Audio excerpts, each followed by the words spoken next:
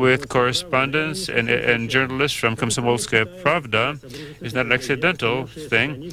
It has managed to maintain its subscription lists. This paper today, the media, Mr. Bublis is saying that we have to convince people to help us. It's not a time to engage in defiance or hope that maybe things will be all right. We have to produce more and distribute our goods on a just basis. Mr. Burbulis, the main thing is to explain the chief elements of the reforms.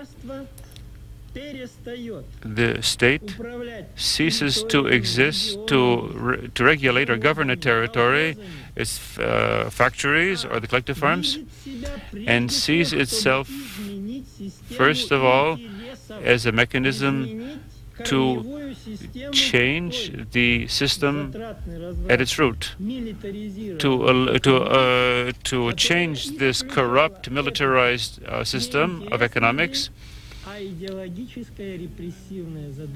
It had an ideological oppressive goal formerly,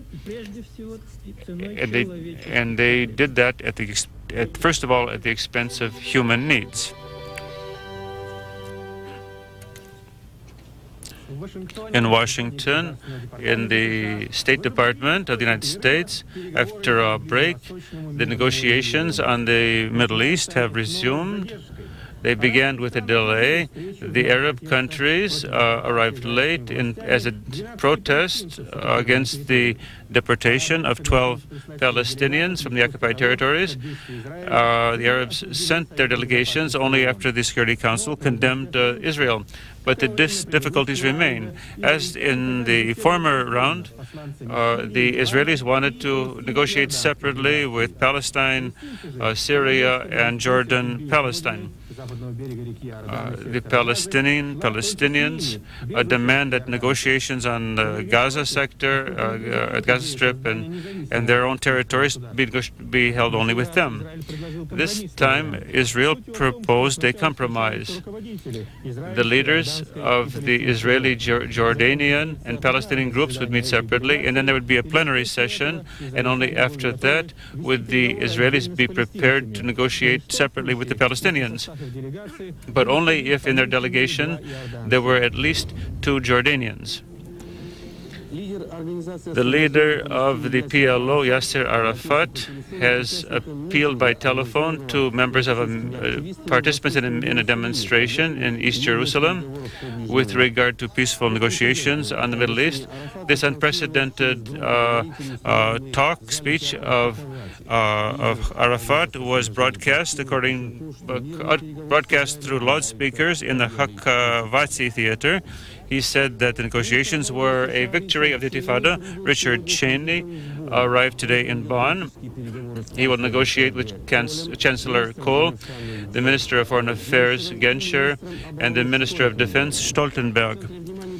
At the center of the attention will be the events in Eastern Europe and in the Commonwealth of Independent States. Questions of cooperation between NATO and these states and control over armament will be the topics. Polish national flags, emblems of solidarity, which can be seen throughout the country, are not a holiday. These are protests against the rise in prices after the 1st of January on gas, electricity, and central heating. There was a 1-hour warning strike declaring illegal the decision of the government to raise prices without preliminary consultations with the people. This also said to be a violation of the Constitution. This would be a blow to the poor people of the country. The government continues to insist on its position. Either there's going to be a raise in prices without a raise in salaries, or if the protests become massive, the government will resign.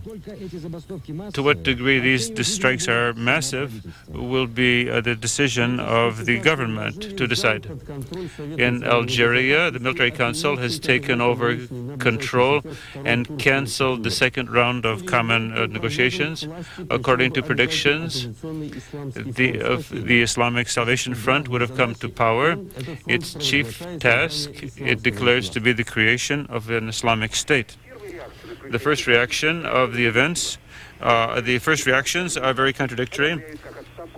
Some people approve the resignation of the president, but the other side says this is a state coup, which is constitutional, albeit bloodless, anti-constitutional, albeit bloodless.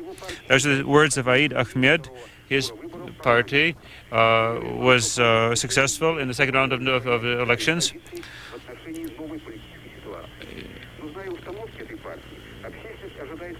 The public expects a very radical or harsh reaction, knowing this party. There's a calm situation, a lot of soldiers and armed patrols protecting government buildings and the lives of the citizenry. Difficulties in achieving a shift to the market have been experienced by the East Germans with regard to rising apartment prices and unemployment. We're probably going to have the same problem.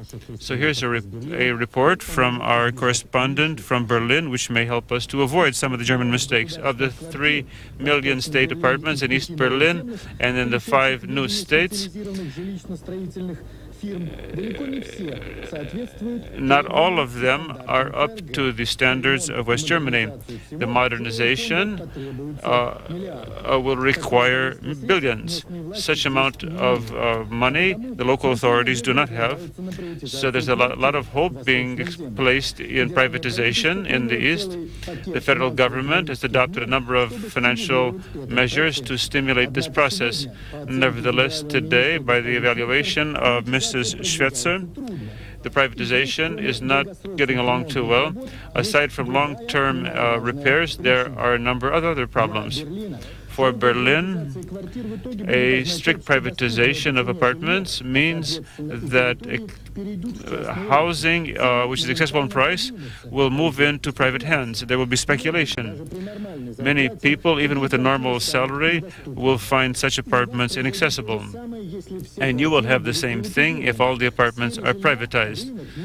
In the area of housing, the economy cannot survive the market, and that will lead to serious social conflict.